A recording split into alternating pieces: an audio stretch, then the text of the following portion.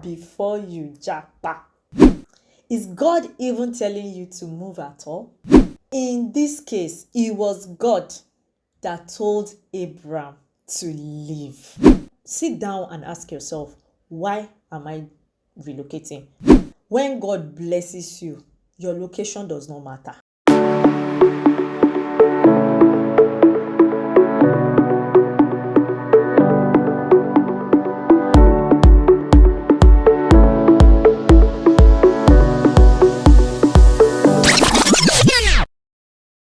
Hi guys, welcome back to our channel. My name is Iyanuwole and my husband's name is Oluwole, and together you can call us Iyanuwole. I'm the only one on the show today. My husband is not around, but it's gonna be a good show. So if you are new on this channel, we talk about marriage, faith, relationship, parenting, and lifestyle in general. So if you are new, you are welcome. Subscribe to this channel because you are sure going to enjoy yourself. And if you are a returning subscriber, thank you for coming back, guys. You keep us doing what we are doing. So today, what am I here to talk about? It's an interesting topic. You must have seen it before you japa. Okay guys, before you japa is a local parlance. In case you are not Nigerian, I'm filming from Lagos State, Nigeria. In case you are not a Nigerian and you don't understand, japa is a local parlance for relocation. So it's the season of japa. Everybody wants to leave the country, especially because people believe that things are not working out well. They believe that inflation is too much, there's security problem and all that. And it looks like everybody is just traveling out. Like you check your WhatsApp status and you just see that somebody has posted a picture and they are in UK, they are in Canada, they are in the US. And you are wondering, am I the only one left behind? In fact, recently we were having a discussion in a group that I belong to on WhatsApp, and it looks like every weekend or every other week somebody is posting picture or video of relocation. Some people are in support of it, while some others are like, what are you going to do? You'll be a second-class citizen and all that. And I just thought, why not bring it to you people? Let's discuss it. You get what I mean? So before you japa. Okay guys, so let me get into it. If you see me looking at my phone, it's because I wrote some things down and I would like us to look at it from the Bible perspective. So before you japa is not a new thing. It's been happening even since the Bible days. So for my reference, I'm going to start by reading Genesis chapter 12, when God told Abraham to leave his fatherland and move to a land that is going to show him. So Genesis chapter 12 verse 1. The Lord said to Abraham, leave your native country, your relatives, and your father's family, and go to the land that I will show you. So let's pause, guys. I want us to note that in this case, it was God that told Abraham to leave.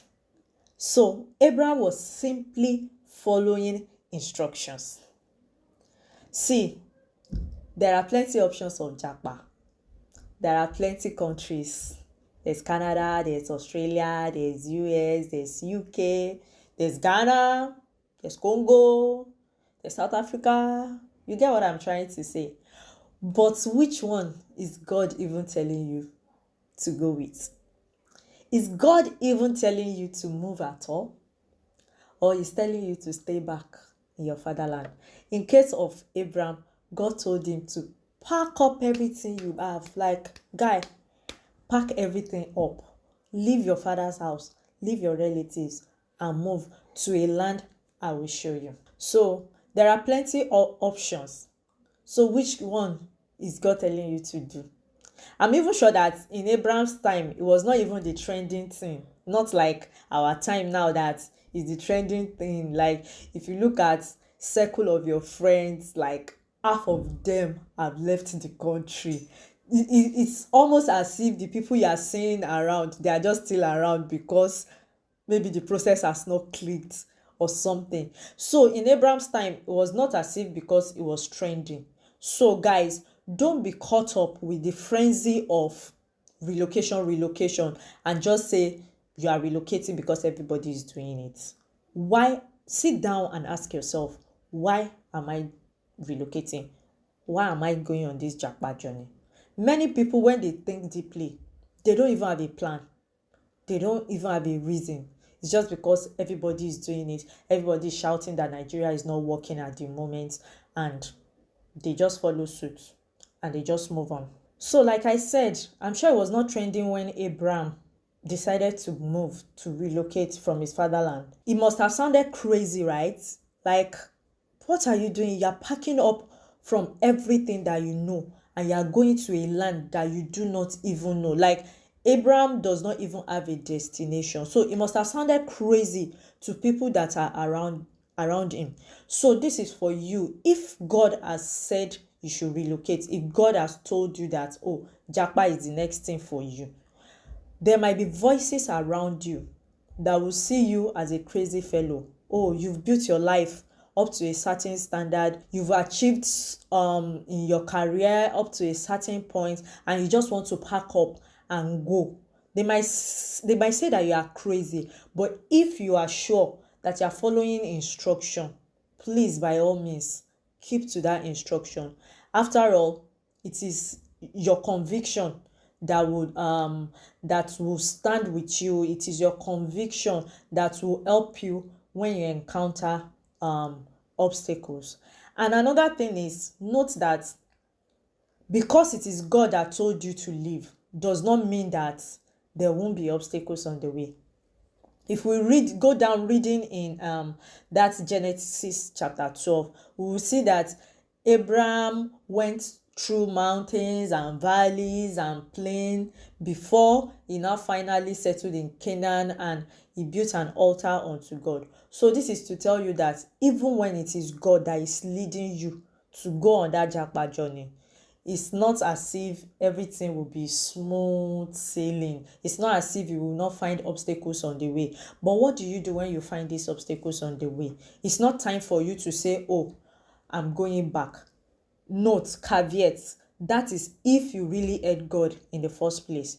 So if you really heard God in the first place, it's not a time for you to say, because these obstacles are coming up, oh, I'm abandoning this journey, I'm abandoning the process and everything. But it's a time for you to build an altar, to go back to God and say, Father, what are you saying in the moment? What do you want me to see that I am not seeing? What is it that you want me to learn from this particular obstacle that is coming my way? So see that obstacle as a stepping stone and not as a brick wall. And another thing is, timing is very important. You might have heard prophecies of, oh, you are going to travel abroad. Yeah, good. You might have heard prophecies of, oh, your good is in the land that God will show you. But it is also important to know the timing, because timing is very important. If you move when it's not yet time to move, my brother, my sister, you can suffer. I'm just saying. So it's good to know the perfect timing, the timing that God wants you to move. Right now, the song that is coming to my head is I'm a sikolonda mueda.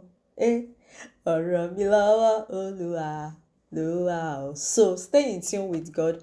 Know the perfect timing for your relocation, if relocation is for you. And if relocation is not for you, I'm still on that issue of hearing God and knowing if God wants you to move. Also, see, it is in human nature to want to flee unfavorable conditions, unfavorable situations. Who likes poverty? Who likes trouble? Who likes suffering? Who likes insecurity? Nobody. But If God is not saying you should move and you move, you might regret it. Case study of Isaac. In Genesis chapter 26, I want to read. When there was famine in the land, Isaac decided that he wanted to leave Canaan. But guess what God told him? Genesis chapter 26, verse 1 to 3. I read. Now there was famine in the land, besides the earlier famine of Abraham's time. And Isaac went to Abimelech, king of the Philistines, in Gerar.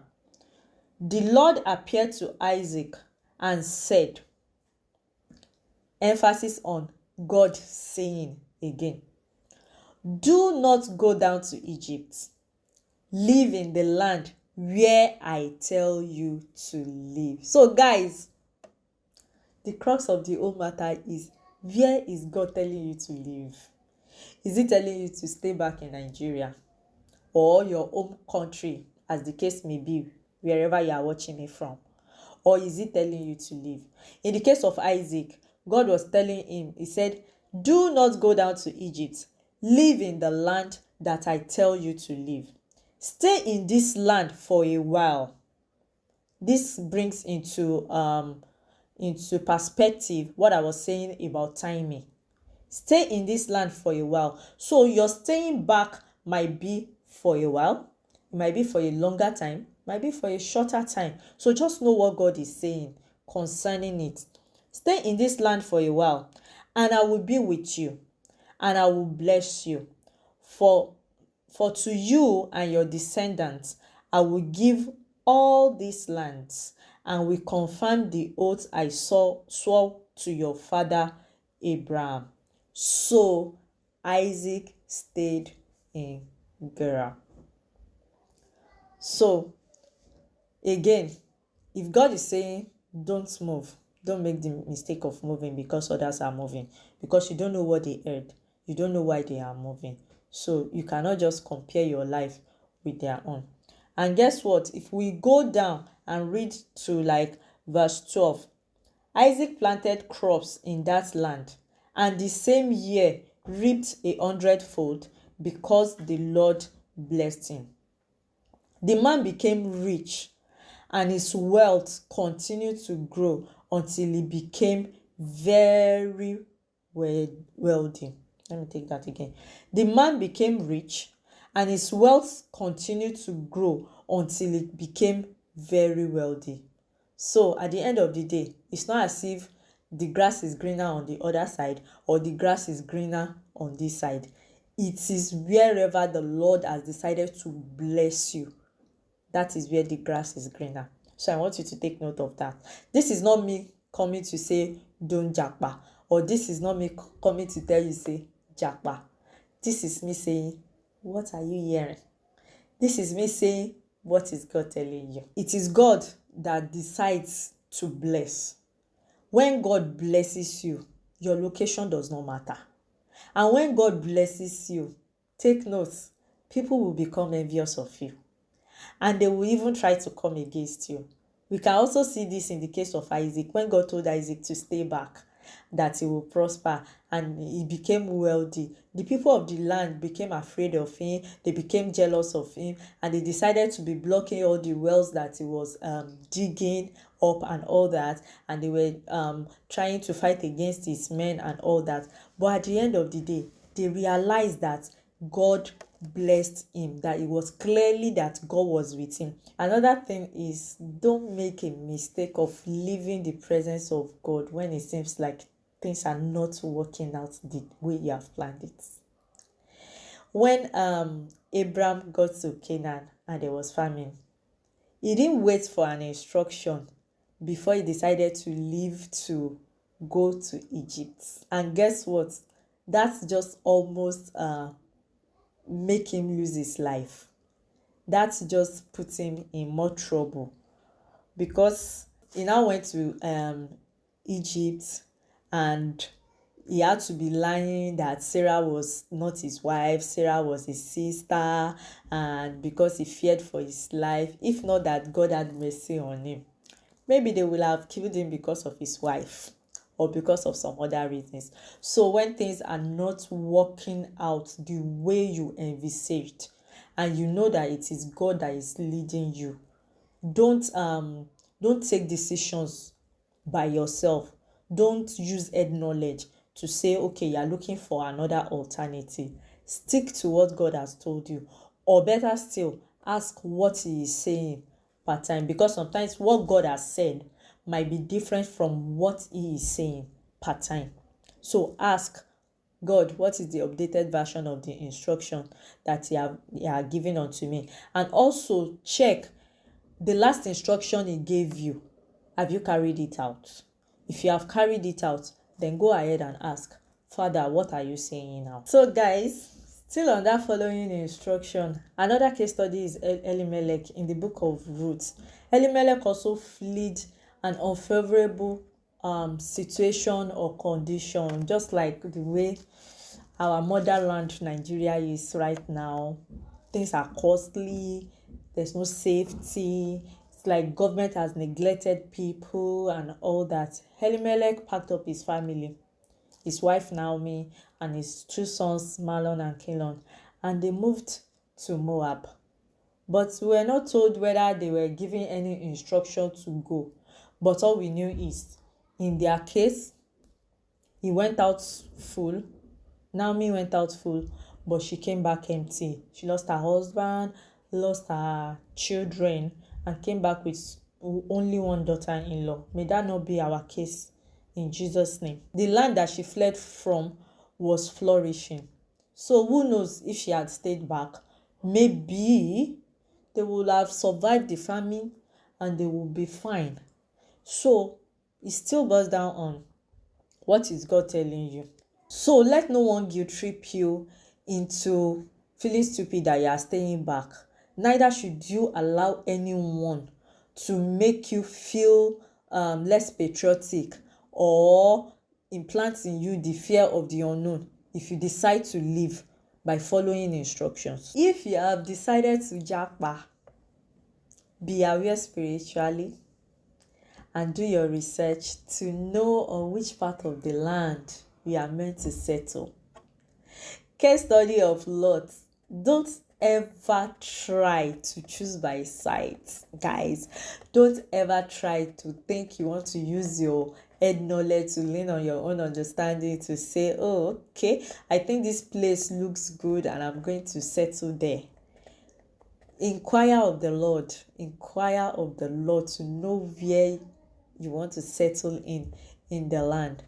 You know, when Lot followed Abraham and they got to a point, his herdsmen and Abraham's herdsmen were fighting and all that, and Abraham said, okay, Lot, choose today where you want to stay, where you and your men will stay. The Bible made us know that Lot looked up, raised up his eyes and looked, and he saw that one part of the land was greener, it was looking good and all that. And that was how Lot ended up in Sodom and Gomorrah. And guys, that almost cost him his life. It cost him his wife. If not for mercy, it will have cost him his own family. If not that, Abraham was a friend of God and he was begging on behalf of Lot when God decided to send his angels to go and destroy Sodom and Gomorrah. It will have been a disaster. So from that, never in your life try to use head knowledge to choose or to say, oh, this is the part I'm going to settle in. Do your research, work and pray, because if you pray and you don't work towards it, it's outrageous nonsense. So it's the Bible that said it, it's not me.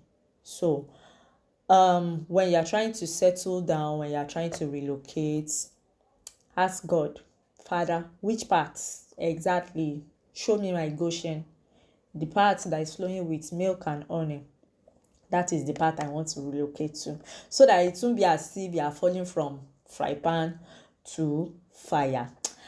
And finally, guys, don't burn bridges and don't cut ties from your home country when you are doing your japa. You get what I mean? That your boss that you think is sending you too much message, is giving you too much work, don't leave rudely, because you don't know, you might need reference.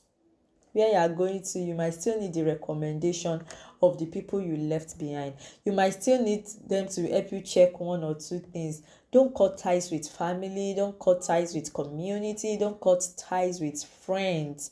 In the case of Naomi, when she returned back with only Ruth, imagine that she has cut ties. Imagine that she left rudely when they were leaving. When she came back, she won't be bold enough to send Ruth out to go and glean in somebody's field, and it now ended up to be a kinsman's field, Boaz's field. And when Boaz found out that, oh, who is this lady Ruth that is gleaning in my field, he got to know that she was Naomi's daughter-in-law. Imagine Naomi had cut ties. Naomi was a bad person. What do you think would have happened? Do you think that Boaz would have allowed and be so gracious unto Ruth, and to the point that he even now later got married to her? So guys, don't cut ties with your home country. Don't cut ties with the people you have known before. Don't cut ties with your friends. The song says, make new friends, but keep the old. One is silver and the other is gold. I'm not so much good of a singer, but you get a point. So as you go on your Japa journey, or as you stay back, as the case may be, I wish you well. And if you have enjoyed this video, please, this is the point where you give it a thumbs up.